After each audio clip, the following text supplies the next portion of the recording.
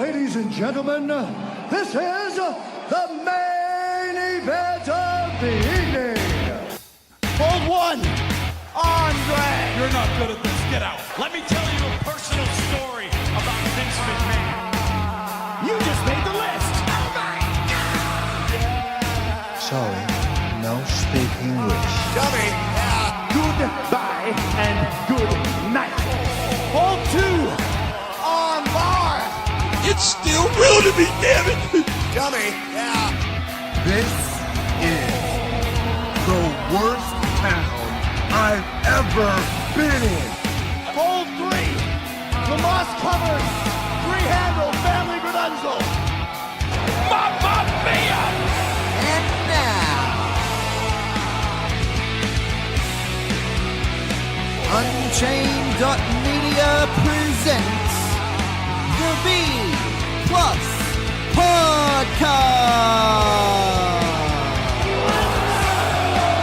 with your host, Greg Unchained. It's me, Austin! It was me all along, Austin! Number 4, Armbar. I will never retire!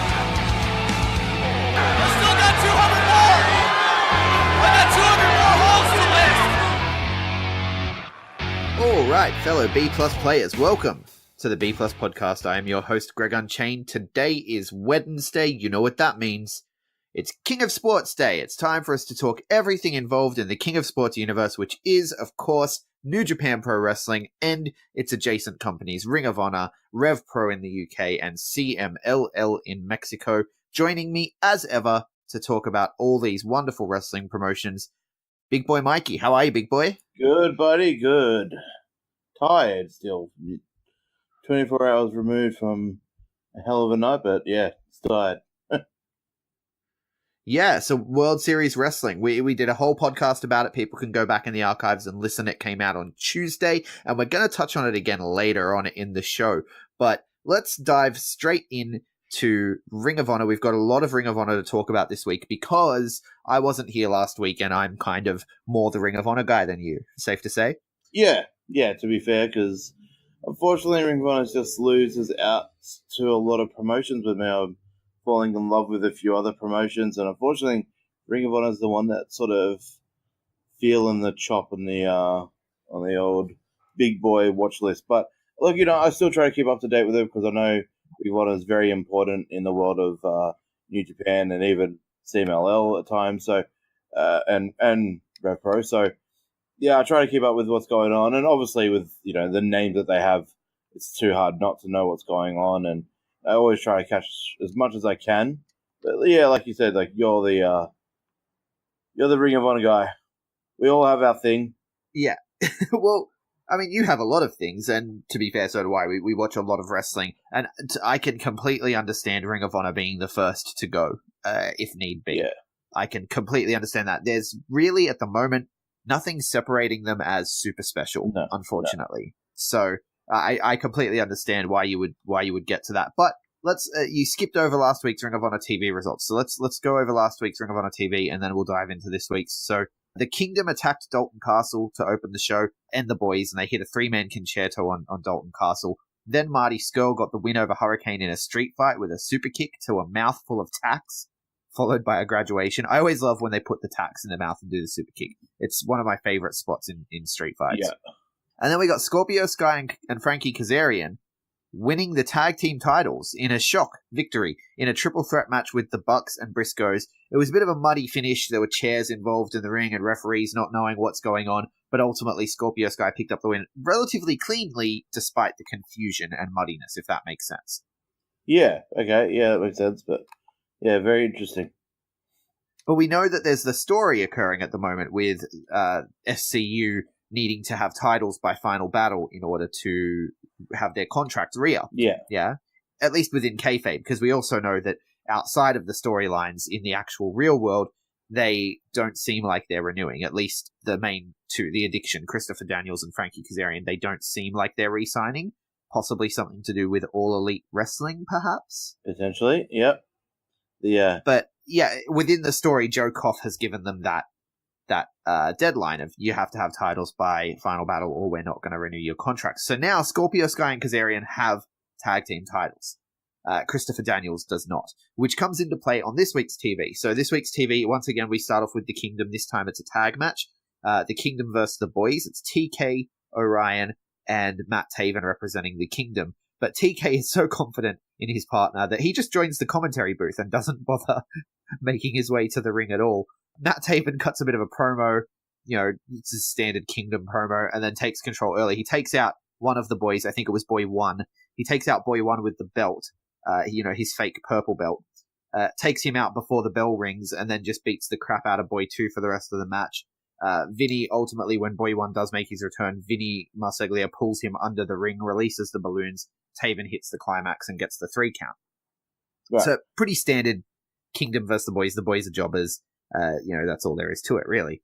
Then we get a promo video of Cody talking about the year he's had since losing the Ring of Honor title, and then finally he's going to get that one-on-one shot with Jay Lethal at Final Battle, which is 2 years from when he joined the company. So it's a nice, neat little package summing up the story. You got to think, especially with all the All Elite stuff happening, Cody's going to lose and just wrap a nice little bow on his time in Ring of Honor and move on. Yeah, I think so. That's how it feels. I think so. It's sad because we know how big of an event they've got coming up 3 months after this. It kind of, it just kind of sucks that the timing of booking the Supercard on Mania weekend at Madison Square Garden doesn't coincide with dates of certain people potentially finishing up with Ring of Honor. So it'll be interesting to see how they book a Madison Square Garden show without a lot of these names, but I know, because we've predicted that they would stick around for that Madison Square Garden show, because it seems like something you'd want to do, right? Be the first guys to headline the Garden, not with WWE. Right. Someone like Kenny Omega headlining the ROH New Japan Supercard at Madison Square Garden would be something pretty big. Yeah. Yeah, definitely. But then we move on, and Jonathan Gresham comes out, says that he is the best pure wrestler in the world and issues an open challenge to the best the world has to offer. And that's when I jump out of my seat and throw things around the room, because Zack Sabre fucking Jr. pops up on the big screen and accepts the challenge, and then they set the match for Final Battle. So Jonathan Gresham versus Zack Sabre Jr. I can only get so erect, Mikey. You're full chub, buddy. Full chill. Oh, beyond. Wow. Beyond. Wow. Like, the style of wrestling I like. I like catch wrestling. I like limb manipulation, working a body part, chain wrestling. Jonathan Gresham. Jonathan Gresham is one of the most underrated, first of all. Oh, yeah. Let's put that out there. And then when it comes to this style, he is one of the best. And Zack Sabre Jr. is the best. Oh, yeah. At this style of wrestling. So, the only thing that could make this better is if it was a triple threat with Marty Scurll. Maybe. Actually, that would probably take away from it, because triple threat matches don't really work with this style of wrestling. But I'm just saying, like, these guys are right up there, and I'm very, very excited to see this match at Final Battle. But we'll get to that when we talk about the Final Battle card. And then we get a skit with Christopher Daniels getting off the phone to Joe Koff, and he tells Scorpio Sky and Kazarian that they've got contracts because they're champions, but he doesn't.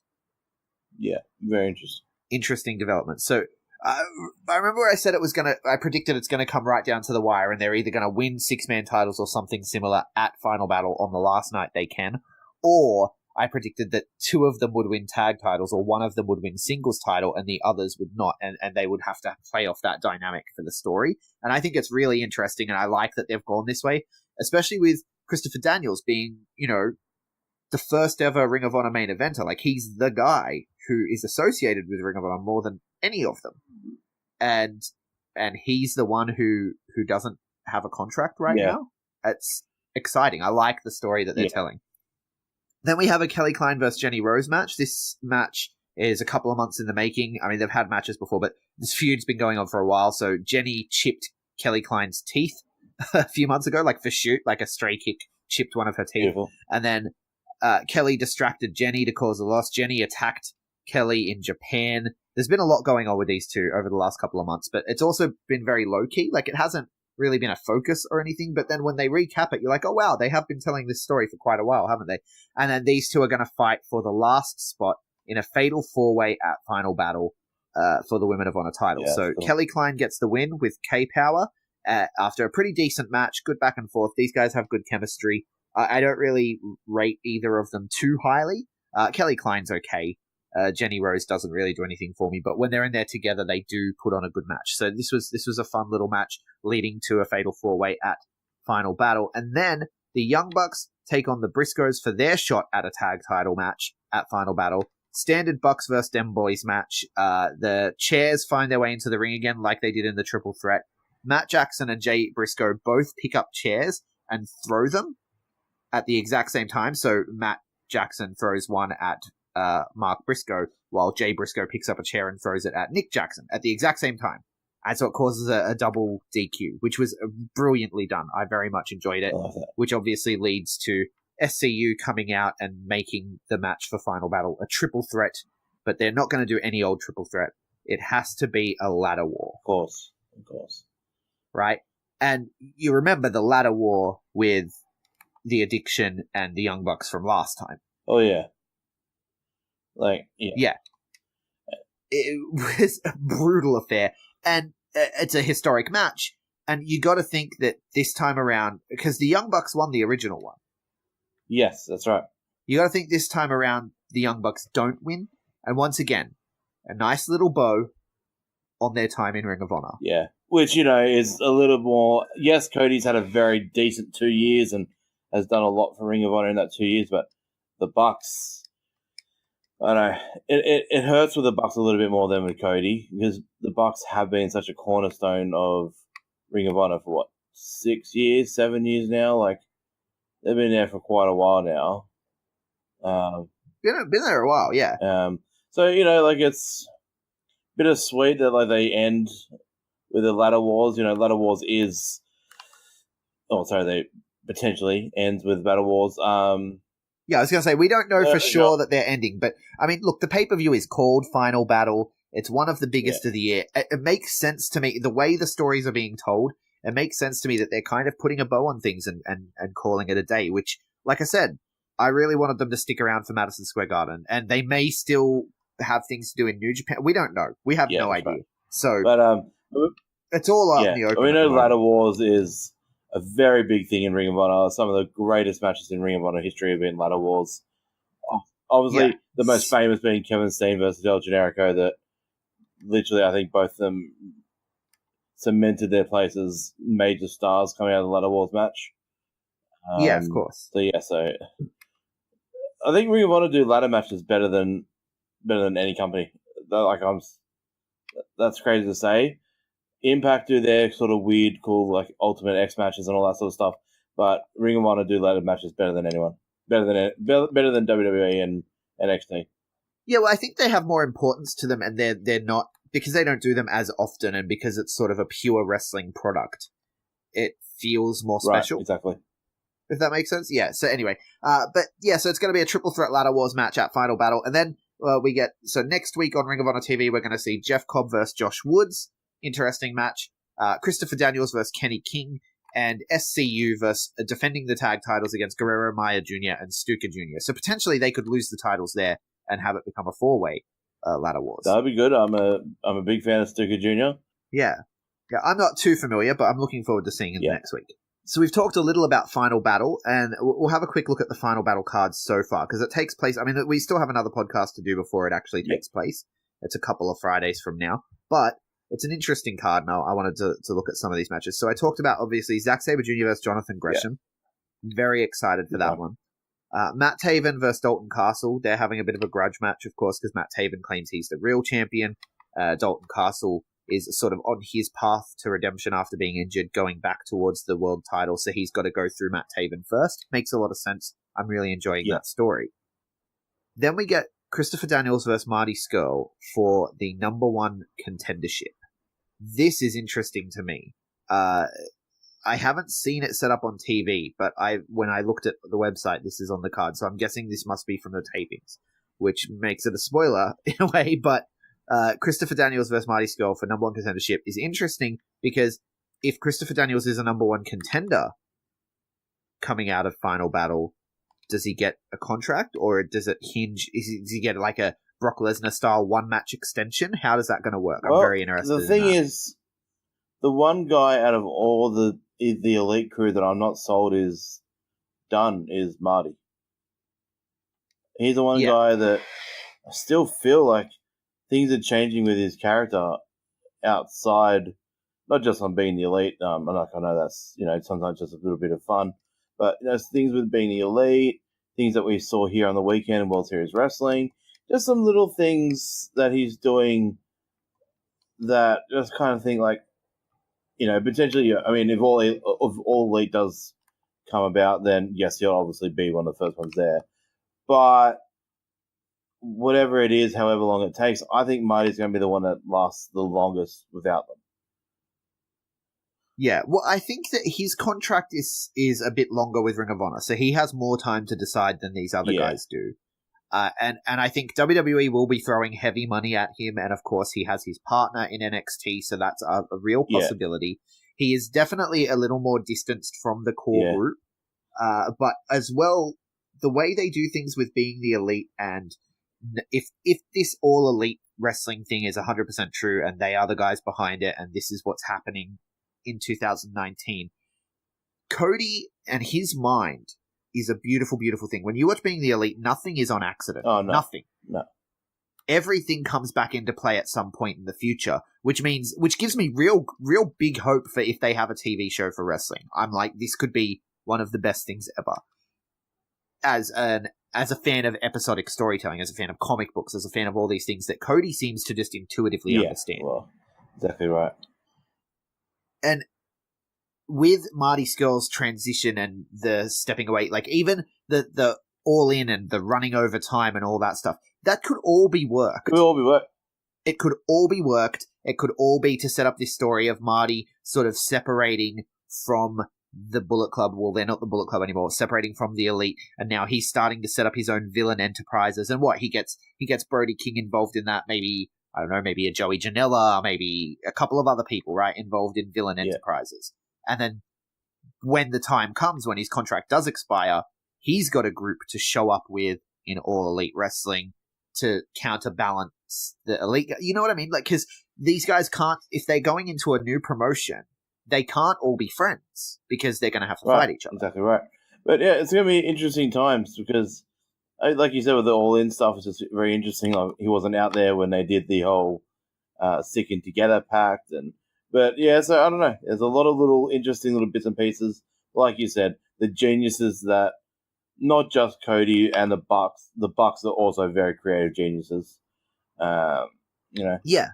Well, no, like even when you watch it though, like Paige is very involved in the creative for his like they're all involved in their own creative, which is great. Yeah, and I said it to you last night. I had a little conversation with Flip at World Series Wrestling last night, and we're talking about Being the Elite, and he said that if it wasn't for Being the Elite, he would never have had the confidence to get on the mic as much as he does now. Like, he's learnt so much about he's grown in confidence because of Being the Elite, and like he's right. So even just someone as like Flip, who's a somewhat of a minor cast member. I mean, he's a title cast. Yeah, but he's grabbing those brass rings. But man, he's he was so humble about the Being Elite experience. He's like, man, like it's just taught me so much. Like, there was a spot last night at World Series Wrestling we talked about on the podcast where Cage was sort of cutting a promo. Flip took the mic from him and cut a bit of a promo as well. And Flip said to me, he goes, before Being the Elite, I would never have done that. He goes, I would have been too scared. It would have been too scared to do that. So just like even with Being the Elite, even Flip's now a creative genius in a weird way. He's like, they're all doing right. Which makes you think, like, it makes you hope with the Marty Scurll and Brody King stuff that happened here in Australia. It makes you hope that maybe Brody King is going on to Being the Elite for a while, because to grow those extra skills and to flex those creative muscles is good for these guys. But you talked about Flip there. Bully Ray versus Flip Gordon is also on the card. That's an I Quit match. Hopefully, we put this Bully Ray nonsense to bed. Hopefully, Flip Gordon gets him to say I quit, and we can move on with that firmly in the rear view, and with Flip Gordon finally going over. That would be amazing. Did you, when you were talking to him, did you tell him that, my co-host absolutely hates the Bully Ray story? I did, and unfortunately I got too much stuck in. No, we like to keep it Yeah, positive. and I got too stuck in talking about CMLL with him, so yeah. Fair enough. Well, you can save that for later. We're going to get to CMLL soon, I promise. So then we also have, of course, the Briscoes versus SCU versus Young Bucks ladder war for the tag team titles. Sumi Sakai versus Madison Rain versus Karen Q versus Kelly Klein for the Women of Honor World Championship. That's right. It's a World Championship now. It's the Women of Honor World Championship, thanks to Sumi Sakai. And I think it is time for her to lose it. But honestly, I don't... I saw Tennille as her successor, but I guess Madison Rain might keep it on Sumi, to be honest, and wait for Tennille to come back. Or they take a Madison Rain is still somewhat of a pretty decent name in the women's wrestling industry. Like she's but she hasn't been on Ring of Honor TV in 2 months. It's one of those weird situations where they, the Women of Honor just don't get the attention they deserve because some of them are really, really like Karen Q. Karen Q is one of the best women's wrestlers in the world. I'll put it out there. I really enjoy Karen Q's work, and just it doesn't get the love it deserves on Ring of Honor. It's one of the things where Ring of Honor are a little bit behind. Yeah, and then we get Jeff Cobb versus Hangman Page for the Ring of Honor TV title. I think that's going to be a show stealer. And then, of course, Jay Lethal versus Cody Rhodes for the Ring of Honor World title, which is going to be emotional. Oh, absolutely, yeah. Yeah, and that does it really for the in-ring and all that sort of stuff with Ring of Honor, but I do want to cover a couple of news items. Now, this stuff is becoming increasingly important with, obviously, we talked about All Elite Wrestling briefly there. Contract situations are becoming more and more important. Yep. So, JR knows this, and JR was talking to Hurricane on the good old JR podcast. What does he call it? Jim Ross? Yeah. I don't know what it's called anymore. The Ross Report. That's right, yes, there you go. The Ross Report. So Hurricane was on the Ross Report, and he said that he is still with Ring of Honor. He's contracted for more dates. They just haven't agreed on when those dates will be yet. But he will be back. They loved how the Marty Skrull feud turned out. Everyone was happy with that, except for a lot of the fans. A lot of the fans weren't big fans of that situation. But I thought it came good in the end. The match has definitely delivered. They both do comedy stuff really well, and then that street fight was a pretty good match. But yeah, everyone was happy with that, he said, and he really, in this interview with JR, he really put over the Being the Elite crew, and he really put over that whole, the web series and All In and all that stuff. So I think Hurricane, he's got more dates with Ring of Honor, but he's angling. He's angling for that position in All Elite Wrestling. Because he said that he was talking about turning heel and being Gregory Helms, and how the most over Gregory Helms has ever been was when he was on Being the Elite. Yeah, fair enough. So we might see, there's, again, little hints that I feel like may come to fruition. If All Elite Wrestling does show up, he might show up not as Hurricane, but as heel Gregory Helms. I think he wants to give that another and go. worst comes to worst, he'll 100%. Like, if he jumps over, will be part of the creative team. Because he's part of that. He's part of that Omega crazy crew from North Carolina that are all either just insane bookers or, fantastic in-ring guys like the Trevor Lees and Andrew Everett's and all that. So, yeah. Yeah. And sorry, people, we're going to talk All Elite Wrestling a lot because a lot of the guys that are tied up in Ring of Honor and New Japan are linked to this. Are linked to Being the Elite. They are linked to this potential. And it's going to have huge ramifications throughout the King of Sports universe if it does come to fruition. But yeah, you mentioned the Hurricane and the Omega crew that have all their crazy, wacky ideas. That's someone else who, like, we'll talk about this on All the Rest on Sunday, but there are rumors out there that there are quite a few WWE talent that WWE are scared of losing and that are looking at this new thing, right? And you got to think Matt Hardy's going to be one of them because Matt and Jeff have openly said they want to face the Young Bucks again. The Young Bucks have openly said they want to face the Hardys again. Even Bray Wyatt, when Bray Wyatt was with Matt Hardy, even Bray Wyatt was like, I want to face the Young Bucks. So, I mean, this is actually kind of scary for WWE. It is. And, I mean, you're going to get a lot of people saying, and yes, somewhat true, that WWE will never be scared of any other company. However, when you start talking about people with billions of dollars as an owner, and you get guys like JR and Cody and, I'm going to stop saying Jericho because whilst Jericho has been mentioned a lot as part of it, I just don't think, he will probably have a match or, whatever it will end up being, sure Jericho will be part of it. I just don't think he's going to be part of the creative side for me. I just don't think. No, yeah. I don't think JR will either. I think JR and Jericho are just going to be talent. I think JR might actually be commentary for him. Now that JR's done with the Access TV stuff, I think they might get him in there. But anyway, I don't know. Like you said, we're going to talk about it a lot because the two biggest talking points in the wrestling outside of wrestling is potential what this All Elite Wrestling could be.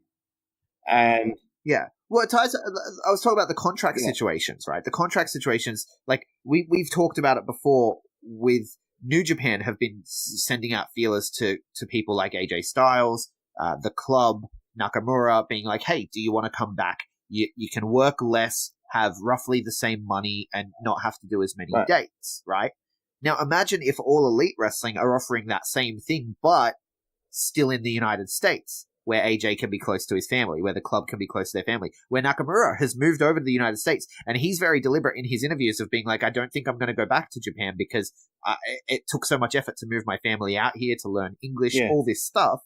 Why would we give up on that and go back just a couple of years later? So if there's an American promotion doing the same thing, being like, we're going to give you more money for less of a schedule, which, you got the Bucks out there on Twitter talking about, wrestling should have an off season. Cody talking about wrestling should be unionized. WWE have to be scared because some of these guys, like your AJ Styles and stuff, they would love to work less dates for the same money. And, I just think that there's real potential. But like you said, like with the contract stuff, there's also the new news today. Like, yes, we'll cover it on Thursday in the, yes, we'll cover it on Saturday in the This Week in WWE Universe cast. However, obviously WWE have also now locking down their UK talents to NXT UK contracts. Yeah. So so they're the next 4 months, which is going to affect Rev Pro as well. Do you know what? Rev Pro have actually done themselves very good in the last couple of months. Ever since NXT UK even existed, they've distanced themselves from a lot of the NXT UK guys. They've actually, it felt like there was a lesser roster, but they've actually rebuilt their roster without pretty much all the NXT UK guys. So they're the ones that are going to be okay. It's maybe Defiant and a couple of others that might hurt. But the thing is, why I touched on that was just the next, I'm going to say, 4 months until WrestleMania. Let's just say from now to WrestleMania, contracts are going to be so important, whether it's the NXT UK ones, whether it's All Elite, whether it's WWE main roster, New Japan, Ring of Honor. There's so much happening right now with all these contracts and stuff. It's just, we might be ushering into a very new era of wrestling, and it's exciting. And things are about to get crazy. I think the war's really. But three people who this week we have found out where their allegiances lie for the foreseeable future. Jay Lethal has re-signed with Ring of Honor, what looks like a relatively long-term deal. And also the boys. So if the boys are sticking around, you got to think Dalton Castle is sticking around, but he might not. They might end up repackaged. They might do their own thing. Dalton Castle might go elsewhere. He might even, he showed up on the Jericho Cruise as Ashley Remington. Smooth sailing. But Dalton Castle's another one who you got to think he would be happy to work even less dates than he is now because he's all banged up. He's all kinds of banged up. So I don't know. It's very interesting time with contracts, but those are three people who have re-signed with Ring of Honor, which is good for Ring of Honor because Ring of Honor are gonna need talent. They've got to be scrambling at the moment to be like, all right, let's build up. Like they brought in Jeff Cobb to fill a bit of a hole for when some people leave, but they've also got to think like we just lost Punishment Martinez. He was supposed to be our guy. Like they put all their chips in the Punishment Martinez basket. They built him up, and then all of a sudden, just poof, he's gone. So you got to think Flip Gordon's got to be the next one. I just touched on it with the Rev Pro distancing themselves from the NXT UK guys in the last 6 months. Like it's been, I think, a good 12 months since you've seen a Pete Dunne or a Tyler Bate or any of those sort of guys in a Rev Pro ring. It's been a very long time. Potentially, I think Ring of Honor could do similar things, like not have to start from scratch, but share your talent with Rev Pro and New Japan. Get Ishii over, doesn't have to be Ishii, but like the guys like Kushida and Nato and that, they do a lot of work with Ring of Honor. I feel like, you got to rebuild your roster, but at the same time, you got you got these relationships with these three major companies, and I know they've got a working relationship with Shimmer and Stardom. I'm pretty sure with the female talent, but they can borrow talent just for the time being, in a way to still give them, like, you can put the ROH title on NATO and wouldn't look out of place. You know what I mean? Like, they could borrow some Rev Pro talent, like get Aussie Open over to Ring of Honor for a match or two. You know, like. Absolutely. And Ring of Honor can also take some cues from MLW and sort of become a bit of a lucha competitor. MLW are focusing on sort of the southern coastal areas, right? And, well, they've ventured up north as well lately, actually, now that I think about it. But mostly, like, around the southern areas. And they bring in a lot of lucha talent from it, like a lot of AAA talent, especially. And with the deal with CMLL, Ring of Honor could kind of sort of look at MLW and be like, let's just run a little turf war with MLW and see who can be the better Americanized lucha program. for lack of a Impact better word. and Major League Wrestling have kind of both dipped into the AAA talent pool in recent months. Like, Impact's sort of gone away from that again. Oh, no, I mean, recently they had LA Park again on there and that, but that's because they're in Mexico. But, like you said, but it's just also interesting. But I'd like to see them try the Rev Pro route. I mean, Rev Pro, their roster is pretty much New Japan, Ring of Honor. You know, like, you got guys like Jonathan Gresham tagging with Brooks, and you got guys like Ishii, Zack Sabre Jr., and Suzuki all as champions. And so, you know, if you create a universe, you can use talent from all around to help build the next lot. You know what I mean? So, Yeah, absolutely. Now, look, before we move on to Rev Pro or CMLL, there was one other thing I wanted to talk about. Ring of Honor have released a new YouTube series called The Pinnacle. I haven't yet. I've heard of it. Yeah. So it just came out. It came out 2 days ago. The Pinnacle, Episode 1, Honor is Real.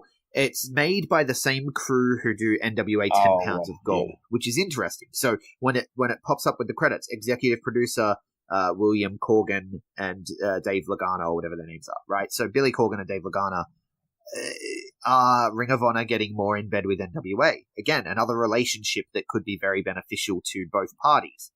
With the way the American independent scene is reshuffling, NWA could become a major player if they make the right friends. That would be interesting, yes. Very interesting.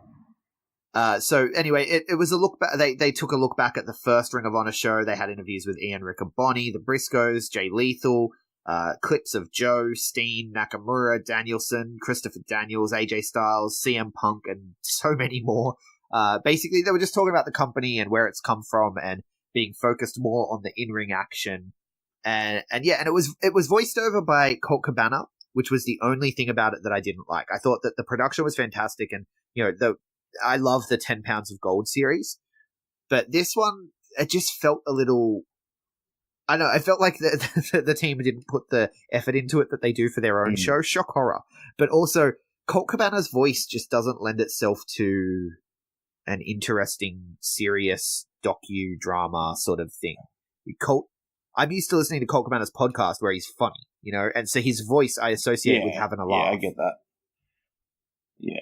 He's a bit of a larrikin. So even when he's on commentary, he's a bit of a larrikin. So I know there was just a dissonance there with Colt Cabana's I can understand voice. that. I guess you kind of got to look at it in a way that probably the most, apart from maybe Jay Briscoe, the one guy that's there that plays such an important role in the history of Ring of Honor is Cabana. So I guess you got to kind of, be critical of the way he may have presented it, but in a way you got to kind of like suck it up and kind of go, okay, like it's Cabana, it's Ring of Honor, yeah.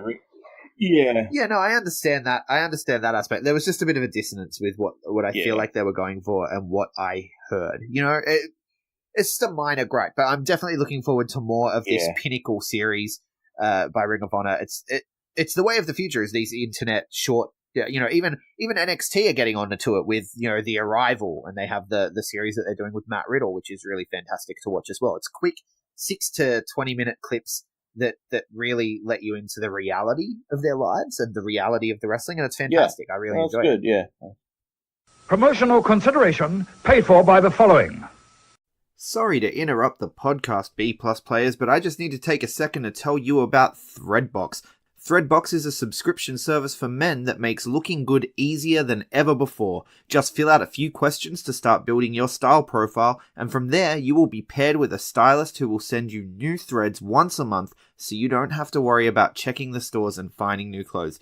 It's like having a personal shopper and stylist at your fingertips, and you just sit back, relax, wait for your awesome new gear to arrive in the mail. They sent me a box this month. I got a new pair of jeans. I got 2 shirts. You can check out the unboxing video on the Facebook page. And the best part about it is you can get in touch with your stylist by email at any time. So if you need new singlets, if you need new long sleeves, if you need new shoes, if there's something specific you want, you just let them know what you need and they'll tailor the box to your specific requests. It's a completely personalized service available on any budget. You'll always get way more value than you pay for because Threadbox work with all the best brands.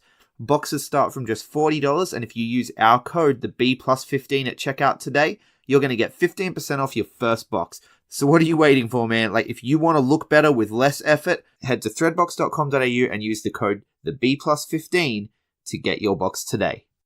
But that does it for Ring of Honor. Why don't we head south of the border and take a look at what happened this week in Consejo Mundo de Lucha Libre. You did. Is that right? Very good. Sounds very good, mate. Yeah, a fantastic week in, well, not fantastic in a way because some bad news has come out of the CMLL this week in CMLL. So, look, what I'll do is I'll just quickly run through the results of the Super Friday show. I only stuck to watching the Super Friday show this week. I think I touched on it last week's podcast.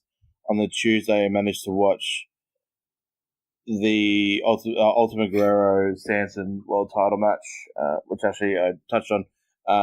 But that was the only other exciting thing from last week, sort of the week of. However, yeah, so just jumping into the Super Friday show, I'll just run through the results and then I'll touch on a few things. So we had Akuma and Espanto Jr. defeating Otto Jr. and Super Astro. They got that as 2-1.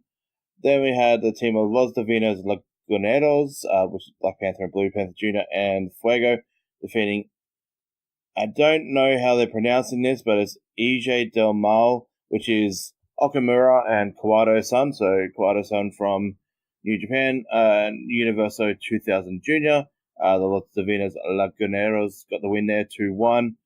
You got La Excelencia Tapatia, which is Titan and Triton, and El Soberano Jr., defeating the team of Dark Magic, Lucifer Nero, and Vangelis 2-0.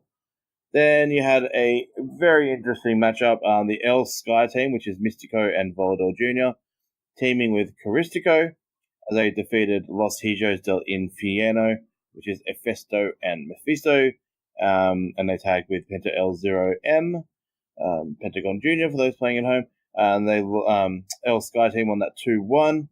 Then we had the Leyenda de Plata. I hope I said that right this week. Leyenda de Plata. The final, which was You gotta work on you gotta get Spanish lessons. I know, right? But yeah, it was the final. We had the Tornado Cybernetico match last week, where it was Barbero Carbonero and King Phoenix, who were the two winners there.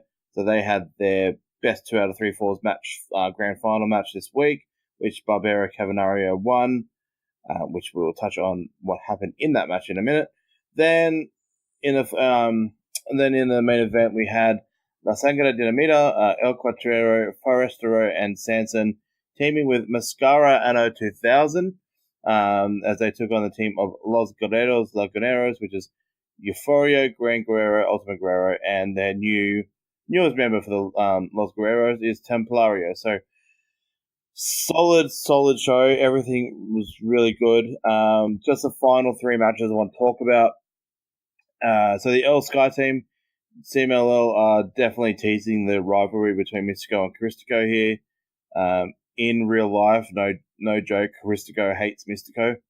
Because Mystico is the new Mystico. He's not he's not the OG one. Caristico is the one that we all saw in WWE watching every week. Watch Cara, if you want to call him. So Caristico, yeah. You mean Hunico? Yeah. So many different little intertwists there. However, Yeah. So many. It gets Right, It gets but confusing. Caristico actually legit hates Mystico. Even in real life, he hates him. So yeah, it's going to be a very interesting feud, a very interesting blood feud. I feel like it's going to be, which is going to end up in a mass match for sure. For sure, they're going to do a mass match there. Because Mystico, the current Mystico, is kayfabe wise is the brother of Dragon Lee and Roosh. So they're all three of them are brothers. So I guess there's a little bit of heat there that Mystico is only sort of making his way up. The new Mystico is making his way up the card because of his two brothers. So, which is interesting. And then we had I'm going to go to the main event, and then we'll come back to the final of the Leyenda de Plata. So we had the Sangre Dynamitas, which I've been talking about for weeks. Cuatrero, Forestro, and Sanson.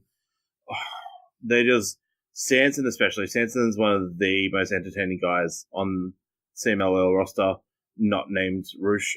He's so fantastic. And they're teamed with Mascara Anno 2000, one of those legends. CMLL, like New Japan, treat their legends with a lot of respect. So any anniversaries, like they gave Nagata the Blue Week for his 50th birthday, and they do all those things. CMLL do that very well for their legend. So this is Mascara Anno's 2000. I think it's his 30th anniversary or 40th. My apologies, I can't remember if it was 30 or 40. But yeah, they gave him the win. They gave that team the win. So Mascara Anno is actually the uncle of all three of those boys. So Cuatrero, Forrester, and Sanson. And they defeated the Los Guerrero Lagunares, who actually added a new member to their team. So Templario, who has had a killer 2018. Like a year ago, he was probably one of the openers. He's probably in the spot where Kuma was at the moment. However, he's now main eventing and tagging with the Los Guerrero. So he's wearing the green and black with Ultima Guerrero, and that's cool. Then so we had the Leyenda de Plata. Oh god, I'm botching that name. But we had the final, which was Barbero Cavanero and King Phoenix. Interesting result, because I have a feeling that Barbero Cavanero was not going to win. I thought Mexican Caveman Ugg versus King Phoenix, who we all know from nearly every promotion in the world, AAA, Impact, Major League Wrestling, everything. One of the two best luchadors in the world right now. I have a feeling that CMLL were going to give King Phoenix the win, but the potential injury that happened in this match, King Phoenix took what some have called, i.e. Uncle Dave, which is very random of him to say, because I know he does respect CMLL a lot. He does treat them with a lot of respect. But he's saying that King Phoenix didn't need to take this spot. It was unnecessary. King Phoenix went for a dive. I don't know what you call the dive, but kind of like the one that you sort of just land straight on your back, that you dive over, hands spread out. Like even Undertaker used to do it. Roman does it. But he more flips onto his back. He went for that. Cavanero, ducked out of the way, and the way that Phoenix landed on the outside mats has somewhat bruised ribs. I think the injury is. Right. Well, look, just one thing to say. I know you love the guy. You call him your uncle, Dave Meltzer. It is not for you, my friend, Dave Meltzer. It is not for you to say whether someone needed to take a bump or not. That's for the wrestlers, man. They decide what fucking story they're telling, not you. So I don't care how smart you think you are. You're just me with a bigger platform. It's not... Yeah, no, I'm sorry. You don't get to say that. It's up to them. And he's a grown man, and he does what he does, and he goes out there, and I know we hate this phrase, but it ain't ballet, right? So... Yeah, but Phoenix being injured, that sucks. It has ramifications elsewhere as well, which is unfortunate. But it is what it is. That happens in this game. Right. Which is, it was a very weird thing to come from Dave, because he was the one that was, quickly defending Dragon Lee and Takahashi, which we'll touch on soon. Yeah, that's right. I'll get to talk about how terrible Dave Meltzer is again in a couple minutes. I love this episode. This is great. Which is weird, because he was so defensive of those guys and saying that, New Japan and He CMLL. plays favorites. He does. He plays favorites, just like anyone. Like let's not pretend like when it comes to me covering Aussie Graps, right? Like I'm always gonna, especially the people that I trained with, right? We play favorites. Everyone plays favorites. It's human nature. But anyway, we also had some stuff happening across the pond in Revolution Pro. Correct. Yes. Oh, sorry. One more thing before we wrap up with CMLL. My apologies. Just want to promote next Super Friday. Next week's Super Friday show. Right. Sorry. No, you're right. The next Super Friday show. If you're a fan of Legends, like Legend, I know a good friend of mine, Mr. Ricky South, will be very excited to watch this. It's what they call the Super Friday. It's going to be the Legends night. So they're going to have a lot of legends like Roosh and like the Los Ingobernables. They're in the third match of the night. Like that's how big these legends are coming in. So you got guys like Rayo. So the main event is going to be Rayo de Jalisco Jr., Atlantis, and Blue Panther, the original Blue Panther, taking on Kinect, Mascara Anno 2000, and Volano 4. So these are six of probably the biggest guys from the 90s, both CMLL and AAA. Atlantis, one of the biggest mask takers in recent history. He took the mask of Almaz, La Sombra. He took the mask of Ultimate Guerrero. He's one of the biggest mask takers in the last decade. And you got Kinect, who I know for a fact that Ricky South is a giant El Kinect fan. So be interesting to see those guys. It's going to be sloppy because, yes, they are most of them in their 50s and 60s, but you know what? You can spare it for a night, just one night a year. But yeah, so that's the week in Mexico. Hashtag pray for Phoenix for sure. Hopefully he's back on his feet, not too far. Like I said, I did speak to Flip Gordon last night, and he said, yes, whilst it looked bad, it's not as bad as you think. So hopefully that just means that just a couple of weeks. So that's good. Yeah, that's good. That's very good. So over in Rev Pro, though, over in the UK, they have had a couple of more shows go up on Rev Pro On Demand. Correct, yes. So they've had the Live in Southampton show, and yes, the Uprising show from a couple of weeks ago is 100%. However, the one show that has happened this week that is very important, I'll just quickly run down the results. I have not seen the action from this. I am certain it will be up this week. Because I did do the Live in Southampton show. Right. The Portsmouth show, right? Yeah, so this is the Live in Portsmouth show. The Live in Southampton show is already up, which I think it was only about a week. So I'm guessing the Portsmouth show will be up this week sometime. So these are the results from that. Undisputed Cruiserweight Champion David Starr defeated Darius Lockhart. Josh Bodum defeated Carlos Romo out of Team White Wolf. I had Grado Khan continuing his undefeated run to Rev Pro against Shane Taylor. El Phantasmo still, kicking ass, defeating A Kid, part of Team White Wolf. You had Chris Brooks defeated Michael Oku. You had Aussie Open, Mark Davis and Carl Fletcher defeated team of HXC, which is Dan Head and James Castle. And then in his long way to return, after all these years of playing a freaking Mighty Mouse and whatnot, Mr. Park, the real Park, came back to Rev Pro as he defeated Speedball Mike Bailey. So I'm very, very interested. I've read some reviews and people are saying that match was absolutely ridiculously good. So I'm very excited to see that. But I'm so glad to see Park back in the UK scene. Like we talked about, these NXT UK contracts are going to play a role in the UK scene coming up. Like I said, Rev Pro is fine. Rev Pro is going to be fine because they planned this about a year ago because of their relationship. Yeah, well, the Rev Pro guy, Andy Q, I think his name is. Yeah. Andy Q, yeah. He saw it coming when because WWE offered the same deal that Progress have. They offered that to Revolution Pro as well, and it was a deal that was like, we own you and we can buy you at any time and all this sort of stuff. So. And he was like, no, I don't want to do that. And so he backed out of it knowing full well that a lot of his talent would no longer be his talent, and he's prepared accordingly. Right. So Rev Pro are probably going to do the best out of this situation because a lot of people are theorizing that it's only a matter of time before NXT UK also pull the support for Progress and stuff as well, because essentially once NXT UK gets properly established, they won't need Progress anymore. No. So Yeah, exactly right. Well, so Rev Pro are going to be in the best position to take advantage of that. But yeah, it is, to what we were talking about though, it is great to see Park return to the UK scene.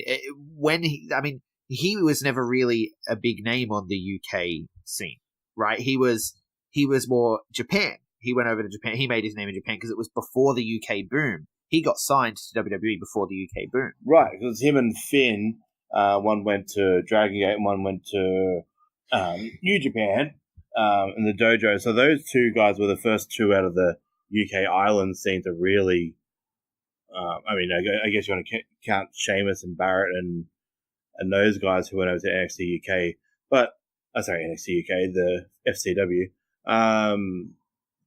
So look, it's great for the Park to be back. And like I said, with this whole Ronda thing, having someone like Park back in the UK scene and not be WWE is huge for a place like Red Pro. Like, I don't think Park is going to be a full-time guy. Like, he has been booked for another match, which we'll talk about in a second. But, they got someone like Park in their hands now. Like Park is now a superstar. He's, a guy that's been on Manias and, Cruiserweight Classics and 205. He's one of the main guys in WWE for a while. Like, he's a top-notch talent, like Cody. And that's, yes, he's technically Dragon Gate now still, but he's now Rev Pros to play with in the UK because no one else is going to touch him. Because, ICW and Progress are going to turn into what Evolve is now. Like you said, they're going to do away with them, but they'll still use them as a bit of a, hey, we got too many guys. Do you want to go play with Progress, or do you want to go play with ICW this weekend? Type thing, like they're doing with the who's the guy that's now the Evolve champion, Fabian Aichner and Street Profits and that. So, but yeah, Rev Pro. Some news coming out this week. So there's a couple of cockpit shows that have been announced. So Live at Cockpit 35 is coming up on the 2nd of December. I didn't do my homework with writing that date down. I think it's that. It's early December, like first week December. So I'll put the date on the Facebook website, on the Facebook page. But you're Live at Cockpit 35. So far the matches announced are Ring Camp, so Walter and Thatcher taking on Aussie Open, Kyle Fletcher, Mark Davis, which is an interesting point because this is potentially, as we know, Walter has now signed with WWE NXT UK. And Walter is retiring. Yep. Walter's, those chops are retiring. No one is it. No, well, essentially, he signed with NXT UK and for their European expansion. So it looks like that whole NXT Germany is probably going to come into it. I think he's probably going to do really well out of it, to be honest. Absolutely. Well, his payback is definitely going to get well out of it. Anyway, so I have a feeling this will be Walter's last match with Rev Pro. I think Walter would be the type of guy that would say, I'll finish up my remaining dates, and this is his remaining date with Rev Pro. So, a guy that's actually been very good to Rev Pro. I don't know where this leaves Thatcher. I'm going to say that Thatcher goes with him. I don't know where his contract ends, but he's a big part of WXW, and I think WWE have also got WXW as a relationship now. So, potentially, it's definitely looking that way. Then we also got the team of Team White Wolf taking on CCK. Your beautiful man, Jonathan Gresham again there. Jamie Hayter versus Zoe Lucas is happening. And this is for the undisputed British women's heavyweight title. And we've got Lorne Gideon Gray versus Shane Taylor booked for that. Then they have announced also for the weekend straight after Wrestle Kingdom, so I think it's the 6th and 7th. I think it is. We have got Live at the Cockpit 36 and 37. So 2 cockpit shows over one weekend. They haven't announced they're going to do a Queen of the Ring tournament, which is awesome. I love knockout tournaments. I'm going to take a stab because it's the King of the Ring, Queen of the Ring style. Most tournaments are 8 people. Yes. You would assume 8 standard. 8. Yeah. 3 have been announced.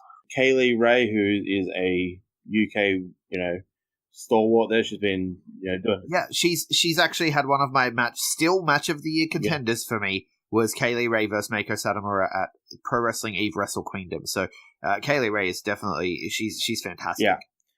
Then we got you from Joshi Pro, is it? I'm not going. I don't know what you're talking about. I've had that one. I've had that one stored in my pocket, waiting for. Yeah, no, Yu is actually. Is it Yu? I don't know how to say it. It's Yu. She's from Tokyo Joshi Pro. She was the winner of the Princess Cup in 2016 and 2018. Very accomplished. Very much. Very much a competitor for Queen of the Ring. And then the contender for Queen third of the Ring. person announced, actually she was the second, but we're going to talk about third, is Australia's own Kellyanne. So she's obviously done her stuff over in Shimmer and that sort of thing, and obviously Our Fiend is over in the UK. She's going to take the UK by storm. Oh yeah, she definitely is. I have a feeling there'll be another Aussie involved in this, which will be Charlie Evans. But other than that, I'm stoked to see Kellyanne over there. I'm guessing she goes to the UK full time because I think she's locked in for UK. But and then obviously the big one. Everyone's seen it last week. Everyone's been doing cool graphics with it and doing cool posters. I've seen some really cool designs. Zack Sabre Jr. versus Park is happening live at the cockpit, either 36 or 37. I can't remember which one. But either one, that weekend, literally it's going to be post-Wrestle Kingdom. So there's a chance that Zack Sabre Jr. will have the Rev Pro title. So this could end up being a Rev Pro title match. They could announce that straight after Kingdom, which would be awesome. This opens the door for Park to go to New Japan. I know he's got allegiance to the Dragon Gate in Japan, but there's a door there for Park to come into New Japan through this. But well, the theory is that he will end up in New Japan eventually, but he's more loyal. Which is fair. But Zack Sabre Jr. versus Park, the best cruiserweight versus the best technical, one of the best cruiserweights versus the best technical wrestler.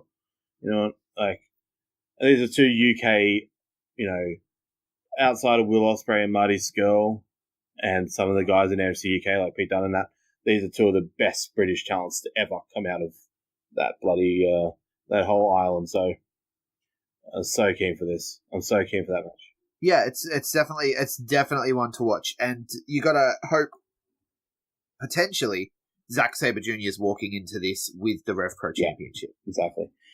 Right, because this match is announced. It takes place just days after the Dome show, right? Yeah, exactly right. Which brings us to talking about New Japan, which is good because we're running out of time. So let's quickly run through the World Tag League standings.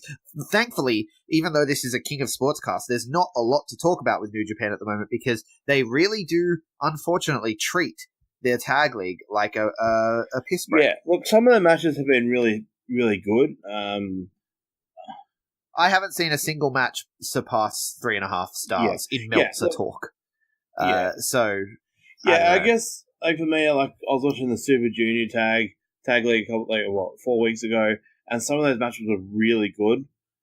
So this is kind of feels like, and like we said, I'm not a big fan of this one division thing. If you're going to do one division, do 8 or 10 really strong teams. Don't do 14 weaker teams. Do if you're going to just do one, I'm happy every year. I'm not the fucking New Japan booker. I'm not the bloody captain of New Japan. But for me, I would be happy if they're going to do a junior tag league, do 8 teams in the junior tag league or 10, and then do 8 or 10 for the World Tag League. Do one group, that's fine. I'm happy with the one group. Do less, because the old famous saying is less is more. They've diluted. There's 3 freaking Suzuki-Gun teams in this. Sorry, 2. No, 3. 2. But really, Zack Sabre Jr. and Suzuki should have been the tag team for the Suzuki-Gun. That there is the strongest possible option. What? Yeah, no, the team. We went through this on the preview show. The teaming choices that they made were terrible, and the whole thing.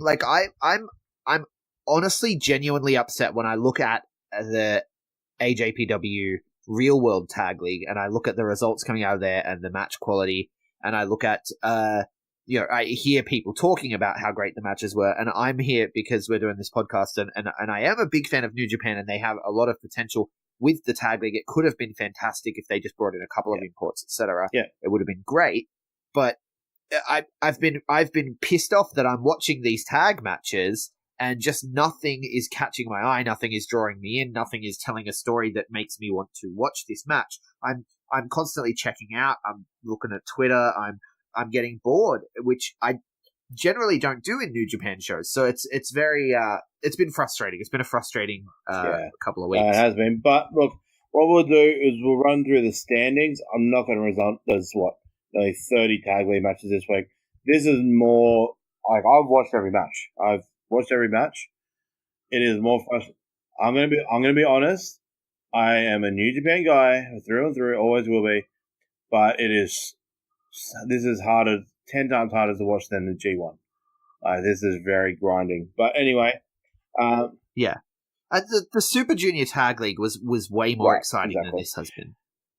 Yeah, it's shorter though as well. All right, let's run with the standings. We'll go from bottom to top because I'm reckon that maybe half the bottom teams are already eliminated. But anyway, so at the bottom, sitting on 0 points as expected, Ayota and Shota Umino, the Young Lions team, as expected. I'm guessing they'll be 0 all the way through. The legends in Yuji Nagata, Manabu Nakanishi, and Togi Makabe and Toa Hanare are both sitting on 2 points. Then on 4 points, we got Ten Cozy, Suzuki and Azuka, which I was expecting them to have had a couple more points by now, but they'll come back up. And Elgin and Cobb, all three of those teams are sitting on 4. On 6 points, there is 5 teams sitting on 6 points, which is the tag team champions in Tama and Tangaloa, Jewels of Destiny / Bullet Club / whatever else. Then you got the team of Finn Juice, so David Finley and Juice Robinson. You got Best Friends in Beretta and Chucky T. Then you got the newly named, what do I call them? What I said the name was? Yeah, Chris Charlton tweeted this out for the remainder of the tag league. This is probably the best thing to come out of the tag league this week. Yujiro Takahashi and Hangman Pagey will be called Dick and Balls. Dick and Balls. Now, this is interesting because neither of them have anything to do with Dick or Balls in their names, in their move sets. Nothing. Nothing at all. But they're Dick and Balls because, now. I mean, was the last time Hangman had anything to do with Dick and Balls? I don't fucking all in. Well, I mean, Hangman is supposedly quite hung, but it's still not. I don't know. It seems very tenuous to me. I don't know why they're called Dick and Balls, but I'm all for it. I'm all on board. Dick and Balls for Dick the and win. Balls, so they're sitting on 6 points, and also the newly named Dangerous Techers. I don't understand that reference. If there's some reference to it that someone knows about, please shoot me a message somewhere on Twitter or something, because I don't know what it is. Because it's Zack Sabre Jr. and Taichi. I don't know. I'm going to think it's some kind of British slang. Yeah, Dangerous Techers. But I have no idea. Just quickly with Yujiro and Paige, just quickly, have you noticed that Yujiro and Chase are still being referred to as Bullet Club? Even though they're technically on the Elite side, the rest of the Elite have dropped the Bullet Club. They're not wearing the Bullet Club logos anymore with their new merch and stuff. But Yujiro and Chase still have the Bullet Club logo because they're New Japan guys and they're New Japan contracted. And that's why. It's just a really weird situation. Are they Bullet Club? Are they Elite? What the hell's going on? Yeah. Just with the trademarks and stuff. I think that's all it is. It's just a sign that, all these other guys are leaving. So trademark-wise, they can't use that anymore. They can't make money off it. But Yujiro and Chase can, but then they're with the other guys, so when they leave, they're going to be left high and dry. What's going on? It's confusing. I'm so confused. Because, to be fair, this team should really be Chase and Yujiro, as much as I love Hangman. Should be Chase and Yujiro, because we have no idea what's going on with Chase. But they needed someone to eat the pins. Like we said, the whole thing is just pin-eating teams to protect the stars. Exactly. And speaking of, so I have no idea. I'm so lost with what they're doing with, Hangman. Is he sort of in limbo like Marty? Is his contract a little bit more convoluted than... His contract situation is more convoluted, but I think he definitely seems like he's part of that core group. Which is bizarre. So I don't know why they keep using the Bullet Club logos. And it'd be interesting, have we had Tama? I've watched so much, it's getting my brain fuzzled. Tama, no, we haven't had it yet. When it comes to Bullet Club versus Hangman Page and Yujiro is going to be very interesting, I reckon. They might touch on that. Yeah. But speaking of which, so the 3 teams sitting on top on 8 points, equal points, is the surprising team of Ishii and Yano. I wasn't expecting them to do too well. Seems Ishii already has a match booked at Wrestle Kingdom. He doesn't need to win this. But then you also got Archer and Davey Boy, which is understandable. Killer Blade Squad, one of the best tag teams in New Japan. Yeah. And then Sonata and Evil, of course, on 8. So And so it's going to come down to those two, just like we said it would. It was a it was a two-team league, so to speak. It was never going to be anyone else. The only other teams I can picture sliding into that top 3, top 4 would be Best Friends. They're doing some great things in New Japan, especially Beretta, looking like a superstar recently. I can see them moving into that top 3, and then Tama. Yoshida and Umino should have won it. That's And you know what? Juice and Finlay, obviously Finlay is a pin eater and he won't amount to much at all, but Juice is also very doing really well in this tournament too. So yeah, like you said, it's probably going to end up being just Sonata and Evil, Archer and Davey Boy, and Tama and Tanga at the end of the day. It's going to be those 3 teams. I don't think they're going to redo what they did with the Super Junior. We knew it from the beginning too. We predicted it from the beginning. But that's it. So we've given the standings, and there's really like New Japan this week has been a bleh. So let's move on to a couple of news stories before we go home. Hiromu Takahashi.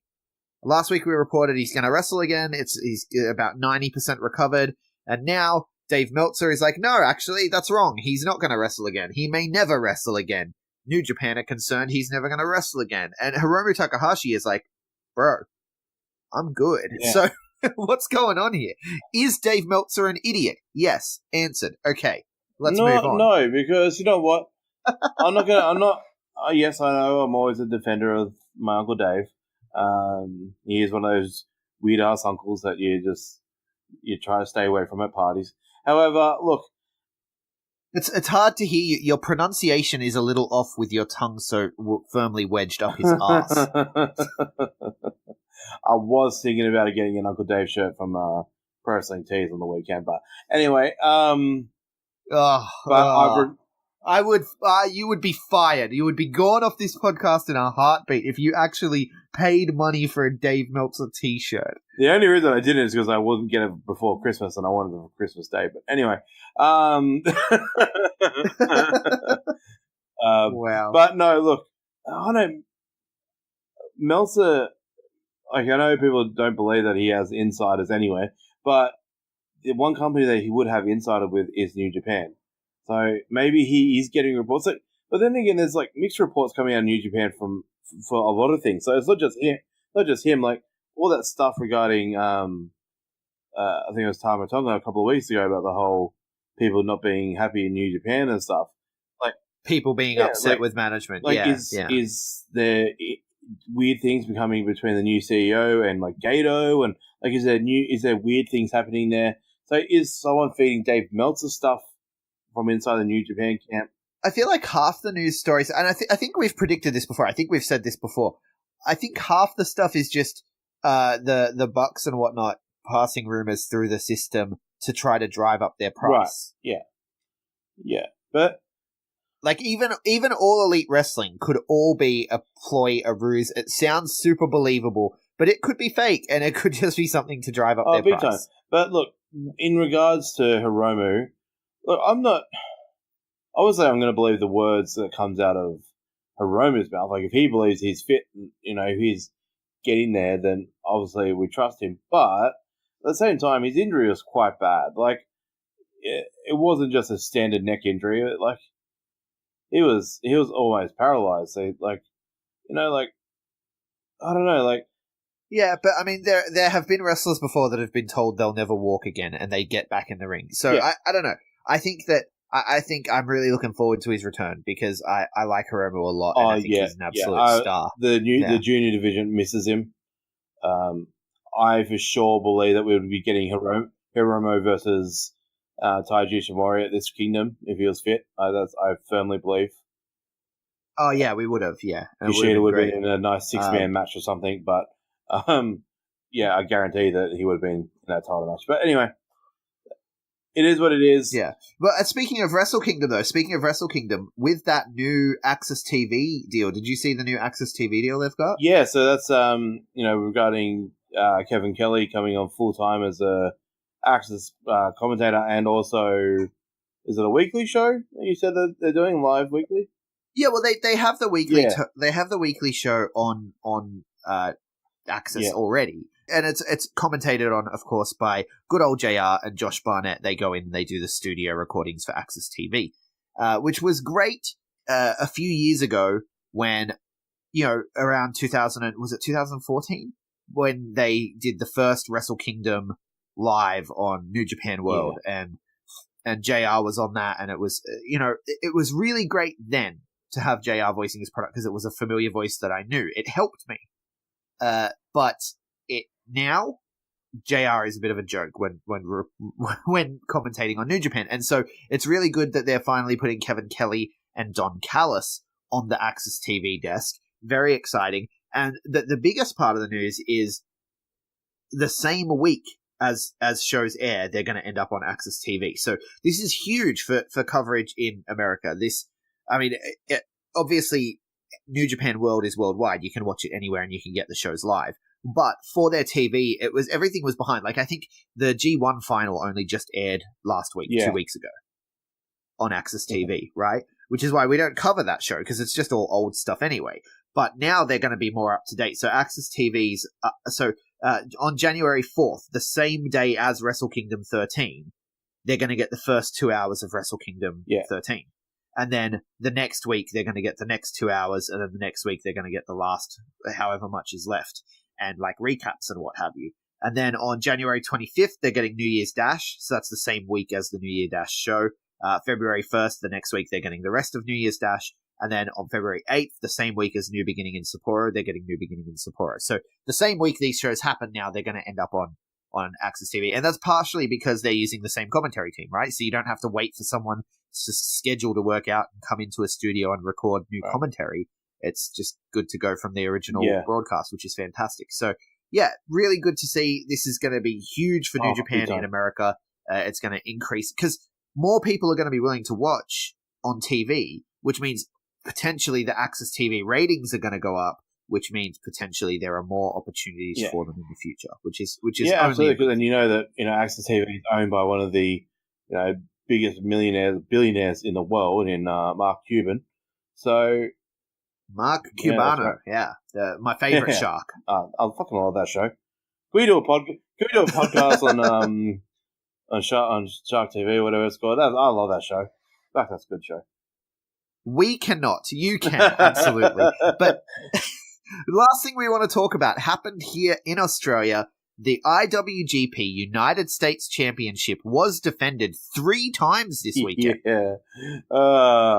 Jim Cornette somewhere having a massive triple heart attack. You know what's great, though? This actually went viral. It's been shared a lot. It's made it onto 411. It's made it onto SE Scoops. It's been everywhere. And it's got the name there, World Series Wrestling, and it lists some of the talent that are on the show. So it's exposure for our Australian wrestling scene. Oh, absolutely. Which is great.